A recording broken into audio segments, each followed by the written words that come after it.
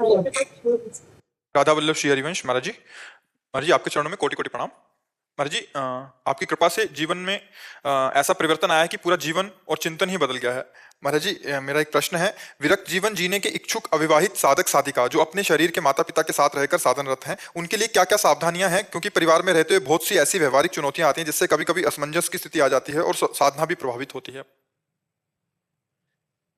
आजीवन ब्रह्मचर्य और गृहस्थ में रह करके बस सावधानी विशेष यही रखनी कि रिश्ते नाते संबंधी जन सब आते हैं, आपकी शैया आपकी ही केवल होनी चाहिए। उस शैया पे ना कोई रिश्तेदार, ना कोई नातेदार, ना कोई भी परिवार का सदस्य शयन नहीं करना चाहिए।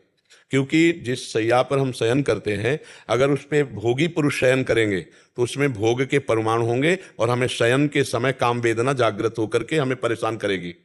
अगर कभी ऐसे रिश्ते नातेदारों के घर भी जाना पड़े, मान लो गृहस्थी में रहते हुए, तो उस उपासक को चाहिए कि एक अपना वस्त्र रखे ऐसा बिछाने वाला, चाहे वो एक चद्दर ही क्यों ना हो, वो पर्सनल अपने उस सैया के ऊपर अपना चद्दर बिछाकर ही शयन करे। अपना आसन और अपना भोजन का पात्र, अगर भोजन का पात्र मान लो एक रिश्तेदार है आपके घर आया है, आपके घर वो मांस नहीं पाएगा पर वो बाहर मांस खाता है, वो मांस खाने वाला, शराब पीने वाला उसी पात्र में भोजन पाया और उसी पात्र में आप भोजन पाएंगे, आप ब्रह्मचर्य नहीं रह सकते, आप साधना नहीं कर सकते। इसलिए ब्रह्मचर्य और साधन परायण उपासक को अपने पात्र और अपना शयन और अपना आसन ये बिल्कुल अलग रखना चाहिए। अगर ये रख पाया तो मुझे लगता है घर में भी रहते हुए ब्रह्मचर्य रह पाएगा और भगवत आराधना कर पाएगा। नहीं तो संस्कारों का बड़ा प्रभाव होता है।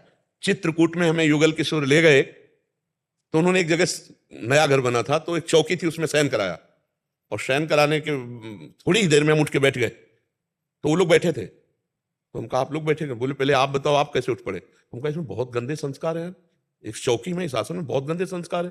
अभी हम तो हमको ऐसा ऐसा आभास। बोले बस यही बाबा, यही देखने के लिए हम लोग बैठे थे कि बाबा को क्या अनुभव होता है। तो हमका लिटाया क्यों? बोले मकान खरीदा है तो इसके संस्कार देखने के लिए मैंने सुना था। मतलब उस चौकी में, उस आसन में संस्कार थे। तो हम अगर बिस्तर में विषयी पुरुषों के सोए तो उसमें विषय संस्कार होते हैं। तो हमको आजीवन ब्रह्मचर्य रहने के लिए अपने भोजन के पात्र और अपने शयन और अपने को पवित्र रखना, 2 बार स्नान तो करना ही है अगर आजीवन ब्रह्मचर्य रहना है। नैष्टिक ब्रह्मचर्य के लिए त्रिकाल स्नान, आज हमने सत्संग में बताया, पूरा जीवन हो गया 3 बार स्नान करते हैं। अच्छा, 100 से लगे ना लगे, हमारी दिनचर्या है। तो क्योंकि ब्रह्मचर्य को संभालने के लिए बहुत संयम की जरूरत है। और जैसे बहुत पकवान हैं या खट्टे पदार्थ हैं, इनको ब्रह्मचर्य के लिए निषेध किया गया है।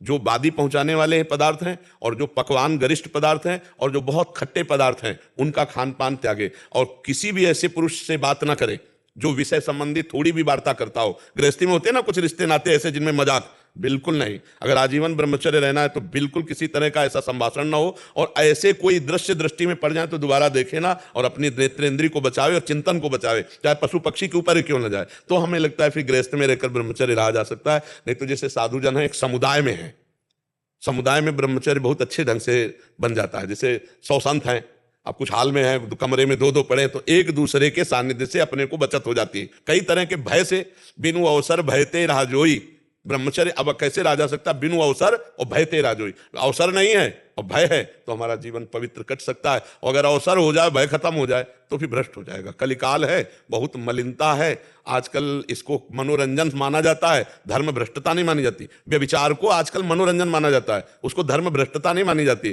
तो फिर ब्रह्मचर्य रहना, ये सब बहुत कठिन बातें हैं। और अगर निर्वाह कर ले गया तो बहुत जल्दी भगवत प्राप्ति हो जाती है ब्रह्मचारी को, क्योंकि उसकी अखंड स्मृति में ब्रह्मचर्य उसका सहयोग करता है। और जहां अखंड स्मृति आई तो भगवत प्राप्ति हो गई। यस्य स्मरण मात्रेण जन्म संसार बंधनात् विमुच्यते नमस्तस्मै विष्णुवे प्रभु विष्णुवे। जिनका अखंड स्मरण जन्म मृत्यु के चक्र का नाश कर देता है, वो भगवान।